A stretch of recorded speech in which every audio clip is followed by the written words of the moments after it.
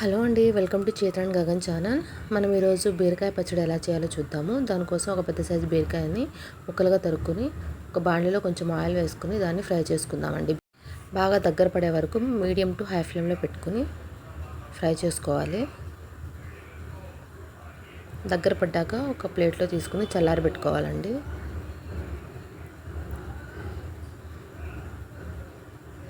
బాగా సాఫ్ట్ అయిపోవాలి.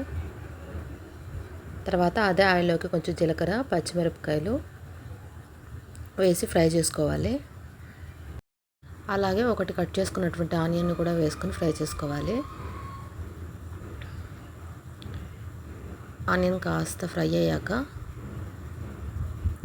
టమాటా ముక్కలను వేసుకోవాలండి. ఒక మీడియం సైజ్ టమాటా సరిపోతుంది. ఇది బాగా ఫ్రై చేసుకోవాలి.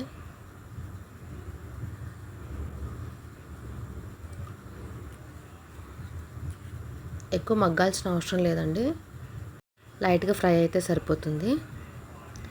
ఇవన్నీ ఫ్రై అయ్యాక కొద్దిసేపు చల్లారి పెట్టుకుని ఇవన్నీ చల్లారాక మిక్సీ జార్లోకి వేసుకుని ఇందులోకి కొంచెం కొత్తిమీర, కొంచెం చింతపండు,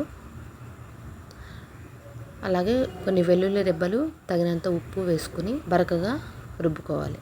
అంతే అండి, బీరకాయ పచ్చడి రెడీ అయిపోయింది.